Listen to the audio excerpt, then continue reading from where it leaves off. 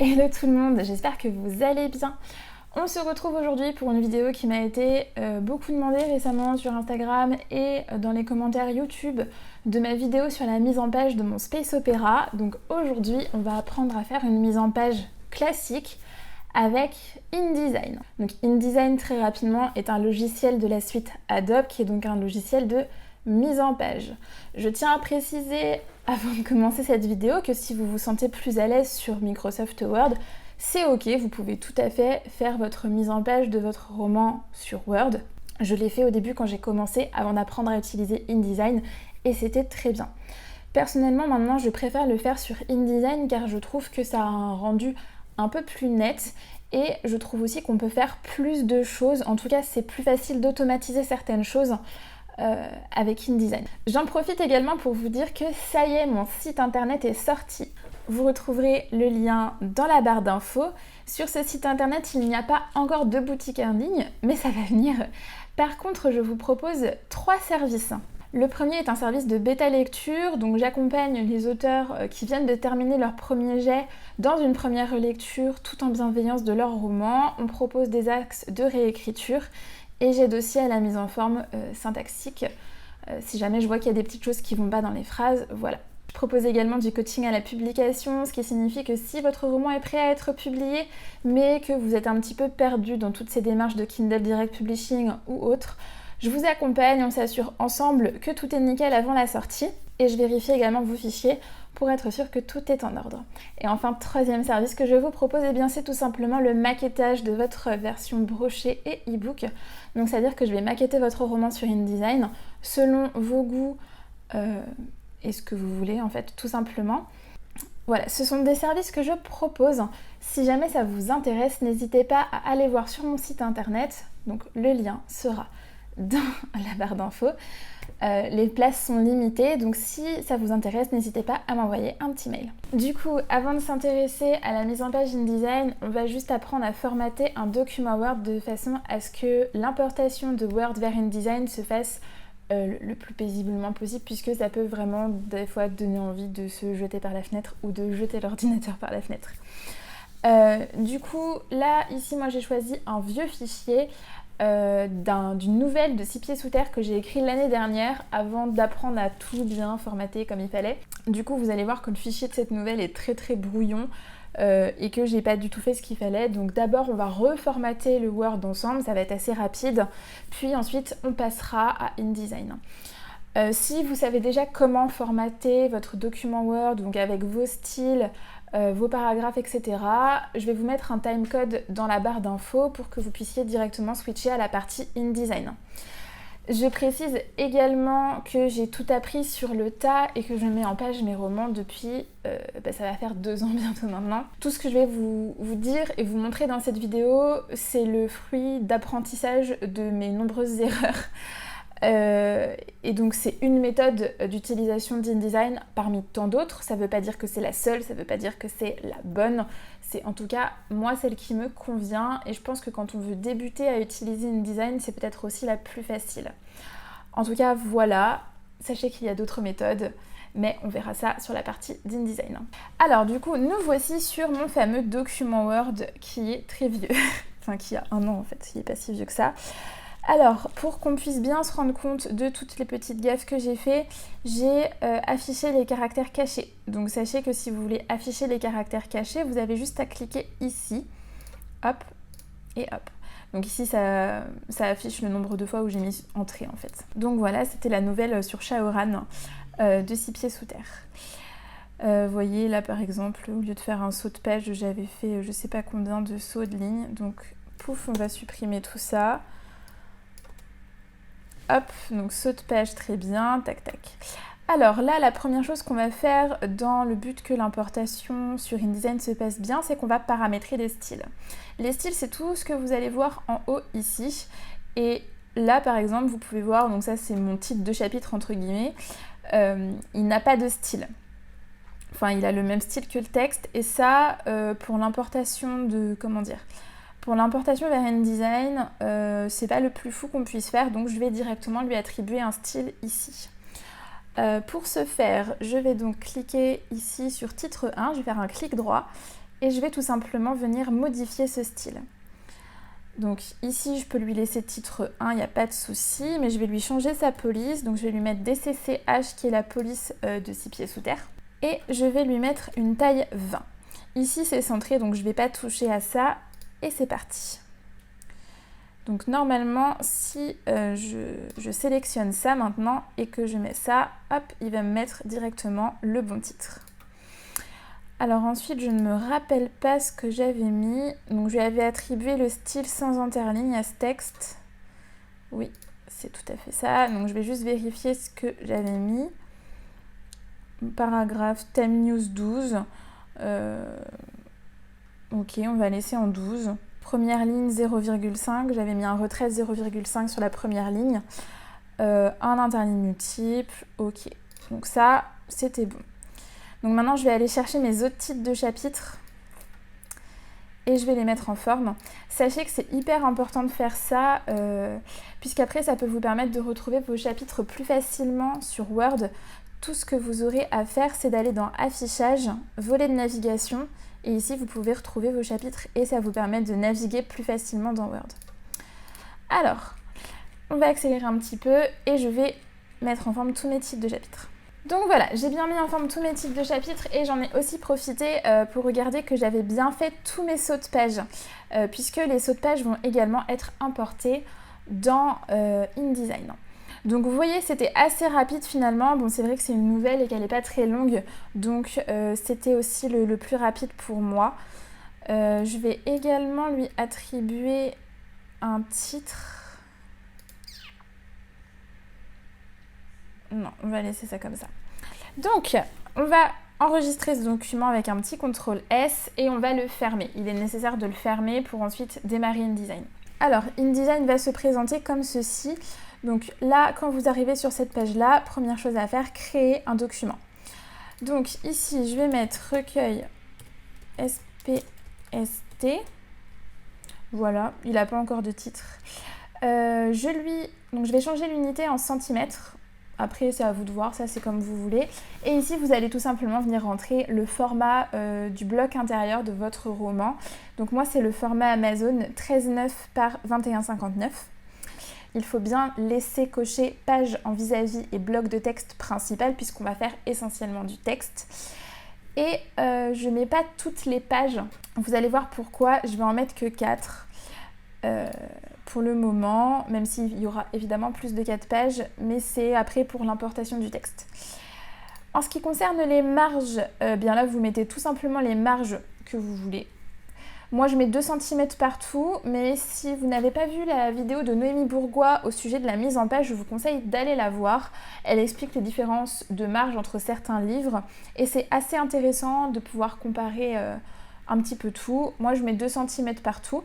Sachez que le petit fond, c'est tout simplement les marges intérieures du roman, donc les marges qui vont se situer dans la reliure, et le grand fond, donc les marges extérieures par opposition. Ici vous avez également un petit endroit où vous avez tout ce qui va être fond perdu, etc. Nous aujourd'hui on fait une mise en page classique, donc on ne va pas s'occuper du fond perdu. Une fois que c'est bon, hop, on va créer notre document. Donc vous voyez ici on a notre page avec bien nos 2 cm de chaque côté. Pour vous présenter rapidement l'interface d'InDesign, c'est assez simple et si vous avez déjà l'habitude d'utiliser des logiciels de la suite Adobe, ça sera assez intuitif pour vous. Nous, on va se servir essentiellement de 2 choses, de l'outil curseur, donc c'est celui-ci, voilà, et de l'outil texte, qui va permettre d'écrire et de créer des blocs de texte. Un bloc de texte, c'est tout simplement le petit encart bleu qui est au centre et qui correspond aux marges qu'on a rentrées tout à l'heure. Donc ici à droite, vous allez avoir les gabarits. Alors les gabarits, ça va être en fait vos modèles de pages que vous pouvez modifier. Donc le gabarit 100, en général, moi j'y touche pas. Et le gabarit A, qui est appliqué à toutes les pages, ça va être le gabarit modèle de texte classique, si on peut appeler ça comme ça. C'est celui-ci qu'on va modéliser pour être à notre convenance par rapport à ce qu'on veut sur dans notre bloc intérieur texte. Et ici, vous allez avoir vos styles de paragraphes, de caractères, etc. Donc ça, on va y revenir un tout petit peu plus tard. Tout d'abord, on va s'intéresser au gabarit. Alors, je vais venir double-cliquer ici sur mon gabarit A. Donc, vous voyez, c'est bien ça qui est sélectionné. Et qu'est-ce que je vais faire? Eh bien, tout simplement, je vais venir créer une zone de texte ici en bas, puisque je vais m'occuper de la pagination. Donc, une fois que j'ai mon bloc de texte qui a été créé, je vais faire texte, insérer un caractère spécial, marque et numéro de page active. Donc là, il me met tout de suite un petit A que je peux moi-même mettre en forme en allant dans caractère. Je vais mettre du DCCH en 12, très bien. Et je vais laisser l'interligne comme ça, ou je vais le mettre en 15. Voilà, très bien. Et ensuite, dans l'onglet paragraphe, je vais venir centrer ce petit A et je ne vais pas modifier le retrait. Hop. Je vais venir faire un CTRL-C, CTRL-V pour que cette pagination, elle aille aussi sur la page de gauche. Et vous voyez, il y a les repères qui s'alignent. Comme ça, on peut bien aligner nos deux numéros de page. Alors là, je vais les baisser un petit peu parce que je trouve que c'est un peu haut. Et ça risque d'être trop collé au texte en fait, si je le laisse là où il est. Hop, je vérifie bien que mon repère, il est nickel. Tac. Et donc si je retourne maintenant sur ma page 1 qui est ici, je vais voir qu'il y a une page 1, page 3, etc. Alors, en général, c'est vrai que dans les romans, on ne débute pas la numérotation à la page 1, puisque souvent la page 1, c'est tout simplement une page de garde, une page de mention légale, une dédicace, et ces pages-là, elles n'ont pas de numérotation en fait. Donc qu'est-ce que je vais faire? Je vais tout simplement venir prendre mon gabarit nu, qui est ici, hein, il est tout blanc, et je vais venir l'appliquer aux pages dont je ne veux pas de la numérotation, et vous voyez, le numéro de page a disparu. Donc je vais le faire jusqu'à la page 4, et j'estime que mon texte débutera à la page 5. Si je veux rajouter des pages, vous avez un petit feuillet juste en bas et vous pouvez cliquer plusieurs fois dessus et en rajouter autant de fois que vous voulez. Alors du coup, c'est le gabarit 100, le gabarit 100 qui est appliqué. Donc pour appliquer le gabarit A, vous avez juste à cliquer déposer ici et vous voyez à gauche, le petit 5 vient d'apparaître. Sur mon gabarit A, j'ai pas simplement envie qu'il y ait mes numéros de page, j'ai aussi envie qu'il y ait mes en-têtes. Alors, les en-têtes, je vais procéder exactement de la même façon que pour les numéros de page. Donc, vous voyez, je crée une zone de texte ici. Mais là, je ne vais pas insérer de caractères spéciaux puisque c'est moi qui vais écrire le texte que je veux. Donc, je vais modifier ici dans caractère la police, que je vais garder en DCCH, en 12. Et je vais juste centrer ici, je vais justifier au centre. Et donc, je vais écrire mon texte. Donc ici... Alors non, je dois écrire là. Donc ici, je vais écrire mon texte, donc 6 pieds sous terre, qui est le titre de ma série. Je vais encore faire un petit CTRL-C, CTRL-V pour venir le placer de l'autre côté. Mais là, j'ai envie de changer le titre. Et je vais tout simplement mettre le titre de ma nouvelle. Et je changerai cette en-tête de droite à chaque fois que la nouvelle sera différente. Je vais baisser un tout petit peu cette zone de texte parce que je trouve que sinon elle sera un peu trop haute et normalement on ne devrait pas être mal. Si vous voulez voir ce que votre texte va rendre sans tous ces repères, etc., eh bien vous sélectionnez votre onglet curseur, vous cliquez dans le vide et vous appuyez sur votre clavier sur la touche W. Voilà, tout simplement. Donc là par exemple je vois que c'est pas tout à fait centré, hop, voilà, et là c'est pas tout à fait centré non plus j'imagine, ah si c'est bon. Donc voilà, pour la modification des gabarits, vous pouvez faire absolument tout ce que vous voulez sur les gabarits. Par exemple, pour la selfie, j'avais directement inclus l'image dans le gabarit, de façon à ce qu'à chaque fois que j'en ai besoin, j'avais juste à cliquer, déposer le gabarit sur la page que je voulais et l'image apparaissait automatiquement sur cette page. Je sais pas si c'est très clair ce que je dis. Enfin bon, bref. Donc là, on est pas mal. J'ai même envie de dire qu'on est prêt à importer notre texte.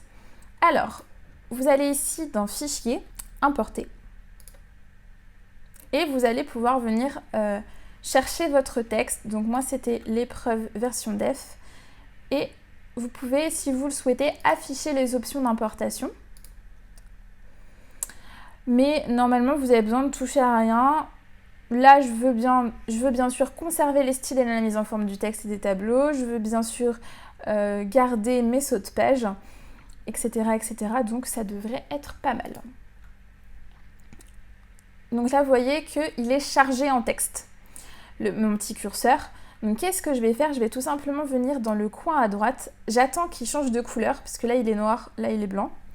Et ensuite, je vais appuyer sur la touche Shift. Et vous voyez que le curseur change de nouveau. Et là, je vais venir double-cliquer. Pourquoi je fais ça? Tout simplement pour que le texte se suive. Donc vous voyez, là, par exemple, le texte, il se suit. Et si je passe par ici, je vois que tout s'est suivi. Alors, c'est pas encore parfait, il y a encore plein de choses à faire, mais en tout cas, ça en prend la forme. Tout comme sur mon document Word, je vais venir afficher les caractères masqués. Donc mon texte arrive à la page 5. Donc je laisse ce qu'il y a au-dessus blanc, puisque je risque de rajouter du texte au-dessus plus tard, comme les mentions légales, etc. Donc je vais laisser le titre ici. De plus, cette nouvelle fera partie d'un recueil de 3 nouvelles et il risque même d'en avoir une avant. Donc je vais laisser ça comme ça pour le moment. Je vais simplement remonter là pour que mon petit nom d'auteur apparaisse. Et j'ai pas envie qu'il y ait d'en-tête ni de numéro de page sur cette page-là, donc je vais y appliquer un gabarit 100. Du coup, ici, on va de nouveau s'intéresser à nos styles de paragraphes. Donc vous voyez que le heading 1, c'est importé finalement depuis Word. Donc le heading 1, c'est quoi? C'est le titre 1 qu'on a modifié tout à l'heure. On peut lui faire changer de nom si on le souhaite. Par exemple, on pourrait l'appeler titre chapitre. On peut venir vérifier que tout est OK, mais a priori, il n'y a pas de souci puisqu'on l'a fait tout à l'heure dans Word. C'est bien en DCCH, en régular, encore 20. Jusque-là, tout va bien. OK. Donc là, du coup, il a appliqué ce truc-là, alors que non, c'était pas du tout ça qu'on voulait. Donc là, notre texte, il est au style no spacing. Donc notre texte ici, il est en no spacing. Et nous, ça ne nous va pas trop qu'il soit en no spacing, on voudrait qu'il soit en paragraphe standard. Donc qu'est-ce qu'on fait? On va déjà paramétrer le paragraphe standard pour qu'il soit en Times New Roman. En police 12, ça nous va très bien. Interligne 15. Retrait et espacement, on va justifier à gauche et on va faire un retrait de première ligne de 0,5 cm.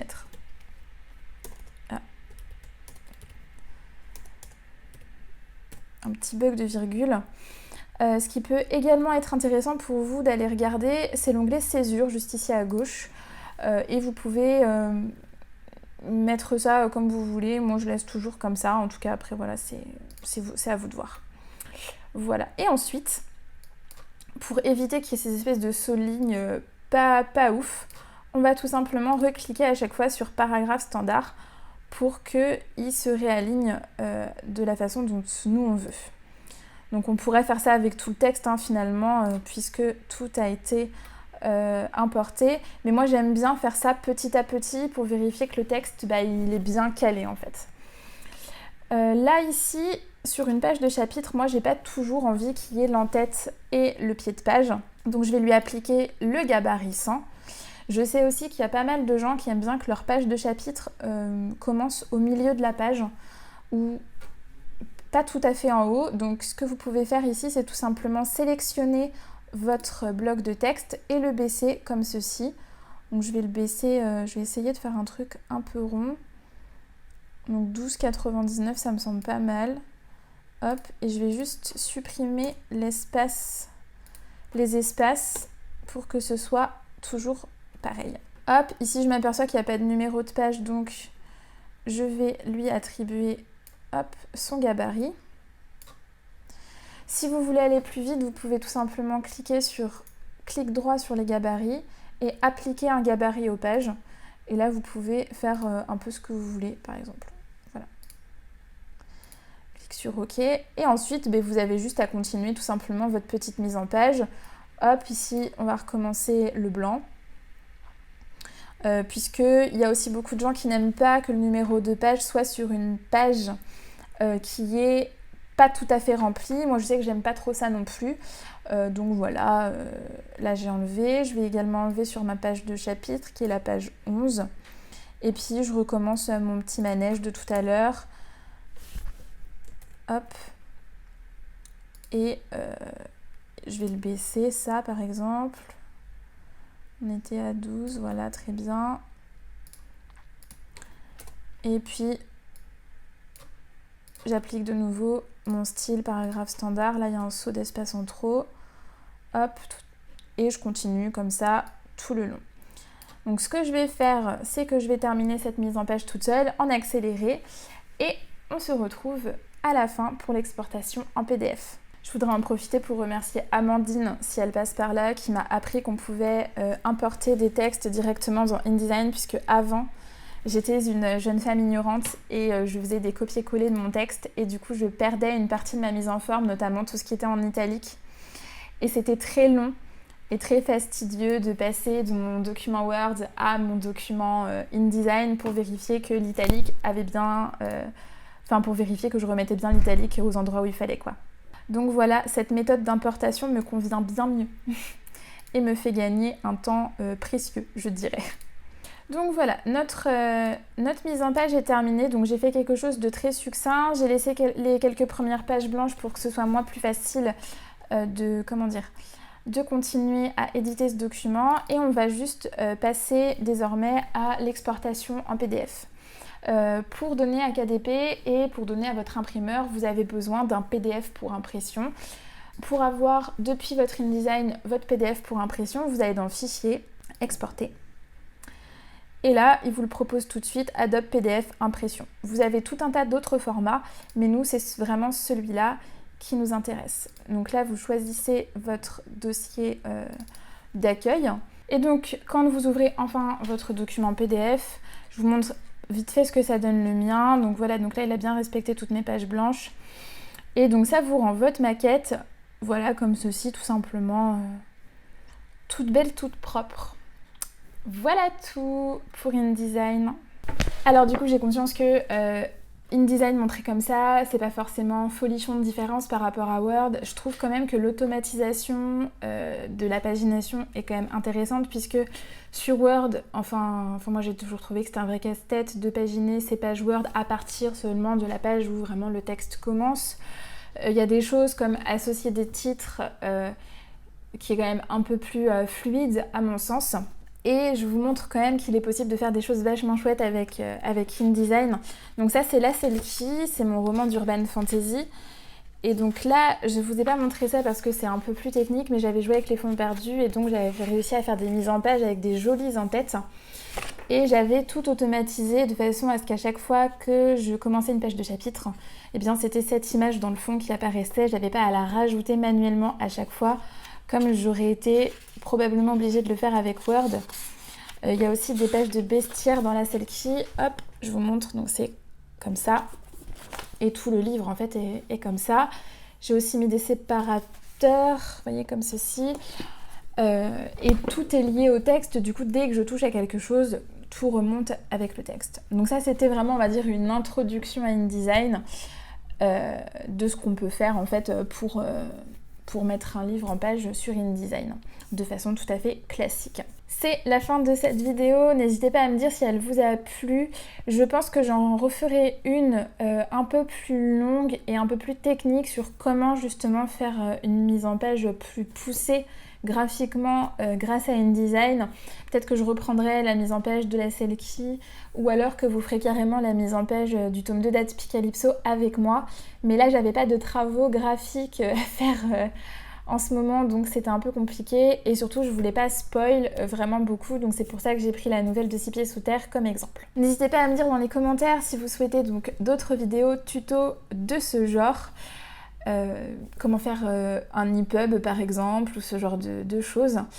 Et je vous invite évidemment à aller vous abonner à ma chaîne, à activer la cloche pour les notifications. N'hésitez pas également à me visiter sur Instagram puisque les nouvelles y sont un peu plus régulières qu'ici. Moi, je vais vous faire de gros bisous et je vous dis à dans 15 jours. Ciao ciao!